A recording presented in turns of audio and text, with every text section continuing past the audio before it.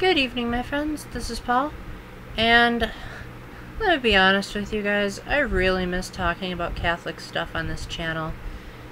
I really love talking about video games, but this was founded on the pursuit of wanting to present the Catholic faith to mostly a high school audience, but I guess I'm starting to attract a bit of people in their 20s and early 30s, so I figured I'd do a little bit of both. And that's, I finally watched the entirety of Once Upon a Time, all 7 seasons.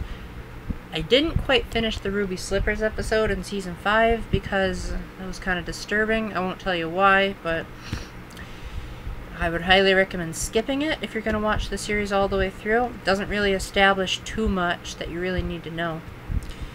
So I already did a Catholic review of seasons 1 through 6, and I immensely enjoyed the way the series capped itself off, and while I didn't think the morality was perfect, I definitely believe that there were a lot of Catholic undertones, and sometimes overtones, that overall made it a great message of love always prevails, good may seem like it's outnumbered by evil at first, but overall it'll triumph, love is the most powerful magic.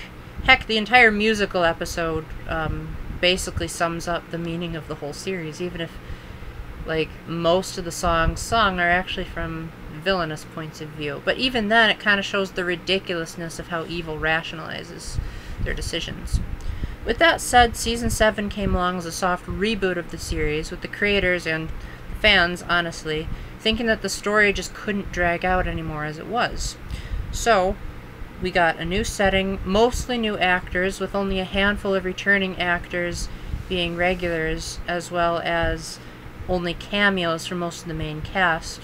And while I'm not going to do any humongous spoilers for things coming up, especially if they have to do with Rumpelstiltskin, but I am going to spoil major virtues that are expressed in the storyline and how Catholic or not Catholic this new season is. Now, I would not recommend watching the season if you haven't watched the other seasons. It does not pretend that the other series just didn't happen. It acknowledges the past, and a lot of times makes some really clever references to stuff that you wouldn't have expected to come back. For example, something in season 2 that you forgot about might become a major influence in the finale, for example.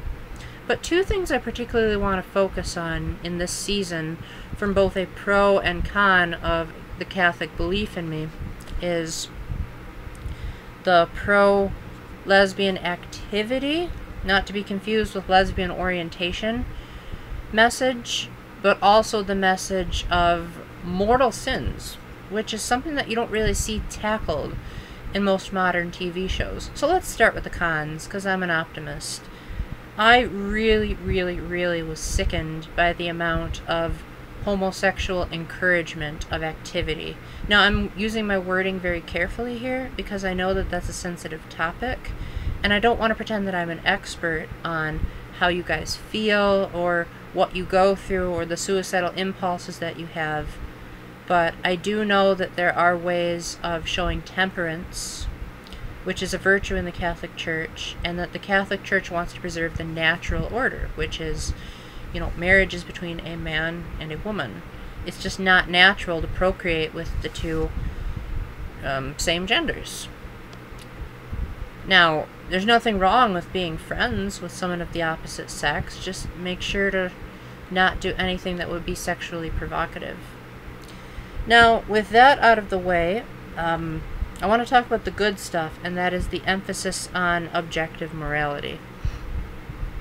One character in particular, won't exactly spoil who, but I will say that it becomes pretty obvious who that character is by episode 4, is trying to reach heaven, to try to put it as lightly as possible without spoiling stuff, and that character is on a constant quest to make sure that they can get there without being dragged down to either another place or a fate worse than death. And I like how there's a lot of restraint from that character, but there's also moments of weakness.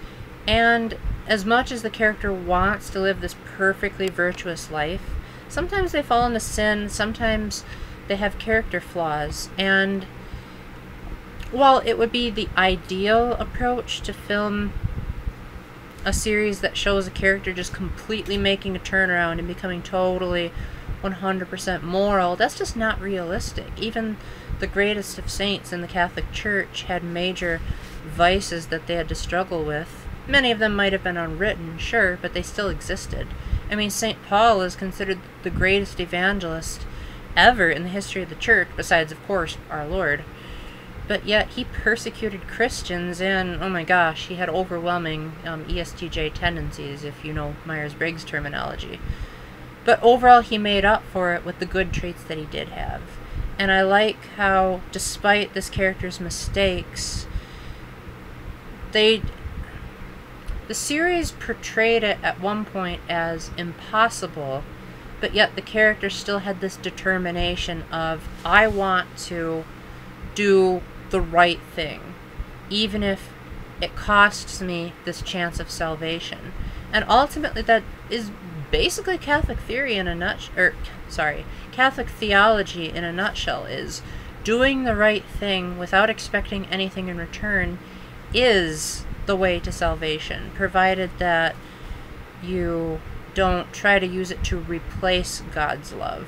And while God himself is never explicitly mentioned in Season 7, nearly as much as there are references throughout Season 5, which is probably the biggest one, Season 7 does talk a lot about the afterlife and people moving on to a better place. Admittedly not as in-your-face as Season 5, but it still hasn't lost its overall message of good triumphs over evil, love is the most powerful magic of all, and even some cool time travel gimmicks near the end. I definitely think that it's one of the less cheesy attempts at reviving a beloved franchise, and definitely one that I'd try it. I think it would be safe for most Once Upon a Time fans to just end with Season 6 and leave it at that. The series doesn't provide too many more closure or revelations that are going to kill you if you don't know them. Besides, like I said, anything involving Rumpelstiltskin is amazing because Robert Carlyle is a wickedly cool actor. And if you didn't like his haircut in Season 6, he grows it back by the end of Season 7. So fans of hippie Rumpel, like me, have a lot of rejoicing to do. Other than that, though, while the new characters are definitely interesting, they don't have the extended development that the regulars had, because they had 6 seasons. These guys only had 1. And in the case of one particular character, she only had like half a season. So, yes, it's going to feel rushed. I really thought the finale was epic at first, but in hindsight, I feel like the biggest mistake the series made, at least in North America, maybe it was different in other regions, but they promised us a 2-hour finale, but it ended up being split up. So the finale was only a half hour, and it just felt like everything was just like bam, bam, bam, bam, bam, bam, bam. We want to cover as much stuff as possible, and tying up one loose end from Season 4 that just felt sort of forced. I had been pining for it for 3 seasons straight. I'm glad they finally mentioned something, but and some of the cameos, while appreciated, definitely could have been executed better, but at least they had cameos. It would have been a heck of a lot worse if the cast just said, screw you, I'm done, without at least making some kind of attempt to say, hey, we defined the series here, you know. Not gonna say who comes back, but there will be some nice pleasant surprises.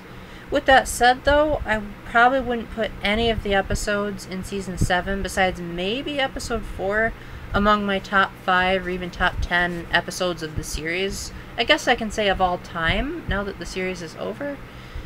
But I definitely don't think it's a bad season by any means. I definitely think that series could go much worse, especially the last time Once Upon a Time tried a spin-off, Once Upon a Time in Wonderland. I only got through 1 episode of that before I got bored, but I watched the season to the completion. So, again, give it a try. At least watch 4 or 5 episodes, because like I said, Rumpelstiltskin, he's basically stealing the show. Like, without him, it would be doomed. And if you don't like what you see after that, then feel free to just skip it. Overall, though, I don't think the the series does too many major slaps in the face as far as Catholic theology, except the over-acceptance of lesbian practices. But even then, thankfully, they restrain a lot, especially if you've seen a gay or lesbian movie. Can't say I have, but I know they exist, and I'm glad that the creators at least realize, you know what, if there's going to be some kind of big love story, we might as well try to respect the heterosexual community as well, and for that I appreciate it. With that, my voice is pretty much shot, but that's all I really had to say anyway. I'll try to make Once Upon a Time lists in the future. I did a couple of days ago, but my takes kept failing, so maybe I'll have to write a script again like I did with my new Super Mario Bros. Wii review. Maybe that's why it has so little views at the moment. Whatever, you guys can decide whatever you like or not. With that, thank you very much for watching, and until the next time, keep the faith, stay epic, God bless, and really think things through if you're ever going to be a director and reboot a series. Bye!